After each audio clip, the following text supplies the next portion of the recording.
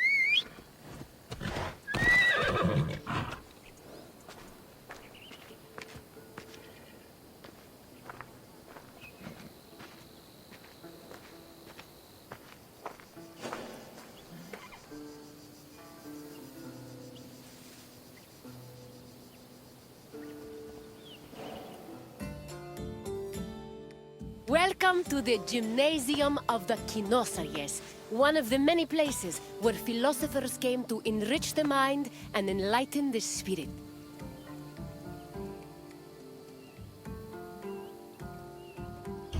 My name is Aspasia. Though I am not originally from Athens, I have climbed to the top of its social ladder using my wit and intellect. I've even earned the love of Pericles, one of the most powerful men in the city. The mind truly is a beautiful thing. There is no better setting for learning than in a quiet place far away from the commotion of the city. Education held a very important place in Greek society. The most prominent educators were philosophers, whose teachings ranged from everyday rituals to the makeup of the universe. Once your tour is complete, come find me, and we can discuss what you've learned. Farewell for now, Wanderer.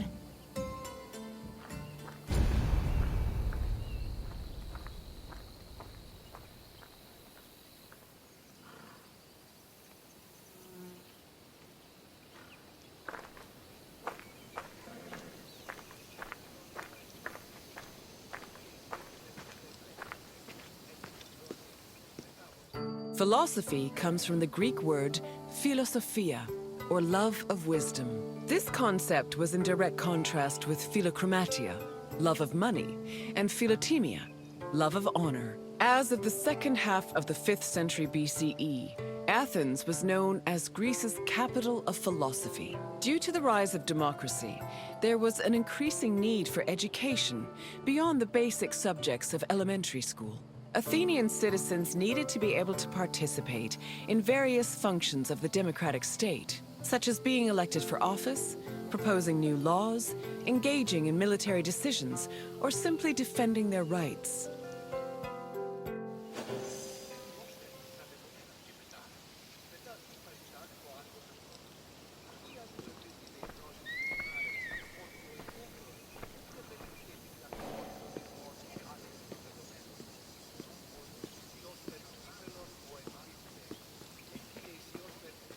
Originally, Athens had no official school buildings for higher education. Sophists and philosophers taught either in private homes or in public spaces like the theater. To recruit young pupils for long-term curricula, they also held classes in gymnasia, where young Athenians underwent physical training. The Cynosarges was a sanctuary to Heracles, located in the south suburb of Athens. At the beginning of the 4th century BCE, Antisthenes used this sanctuary as a teaching spot for his school of philosophy, the aptly named Cynicism.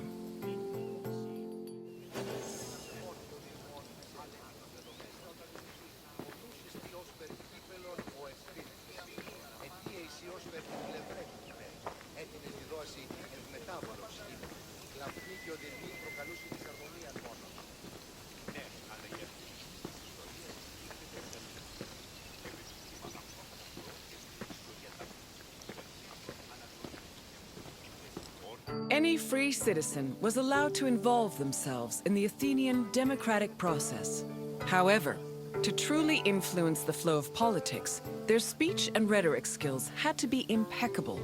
As a result, many sophists taught subjects like logic, reason, and eloquence.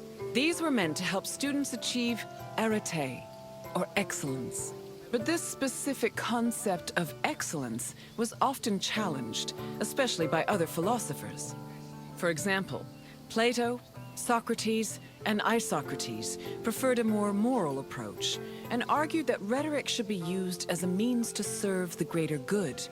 Socrates and Plato went even further, declaring that philosophy and wisdom were not only useful tools, but also ethical virtues.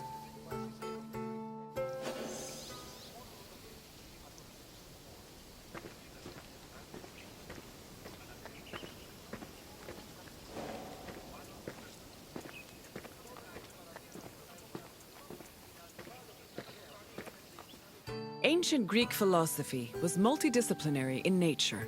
In addition to wisdom and logic, philosophers also studied and taught math, geometry, music theory, and even medicine. For example, the philosopher Prodicus wrote a treatise called On Human Nature, where he outlined various explanations on human physiology. Philosophy's influence was also great enough to affect medicine. Hippocratic physicians were known to incorporate philosophical ideas into their work, and the treatise On Airs seems to be influenced by pre-Socratic theories on air being the first principle of the universe.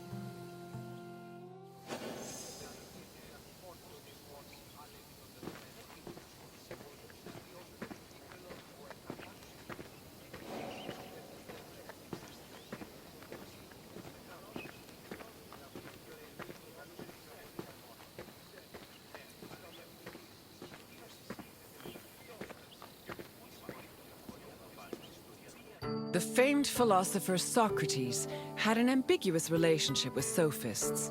In Plato's dialogues, Socrates is portrayed as being in constant opposition with the famous sophists of his time. Aristophanes' comedy, The Clouds, meanwhile, depicts Socrates as a sophist himself, constantly demanding payment for his teachings. Socrates was in fact very poor and made no money off his teachings. He also differed from the sophists in that while they only taught aristocratic youths, Socrates taught everyone, regardless of station. Unfortunately, his controversial ideas and practices did not sit well with the city of Athens, and he was eventually tried for impiety.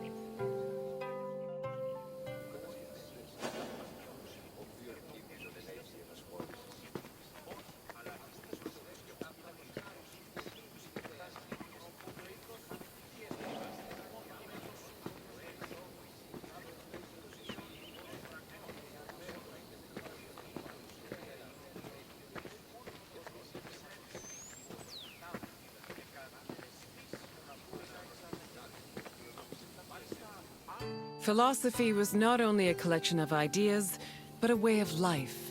According to philosopher Pierre Hadot, his ancient counterparts had a daily regime of spiritual exercises to combat their passions, doubts, and illusory beliefs. These exercises included meditation on death, contemplation of nature, or speaking with a friend or mentor.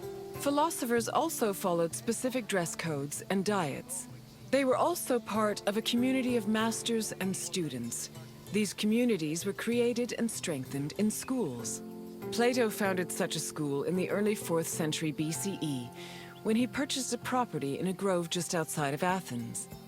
The school was designed to groom students into philosopher citizens who could eventually rule the city in a measured and fair manner. It followed its own rules and was open to both male and female disciples.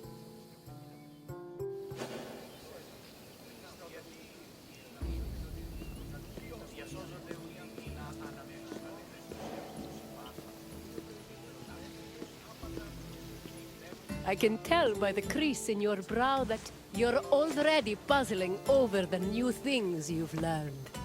Don't be embarrassed. Even the wisest among us need to ask questions before they search for answers. Is there anything else you'd like to do?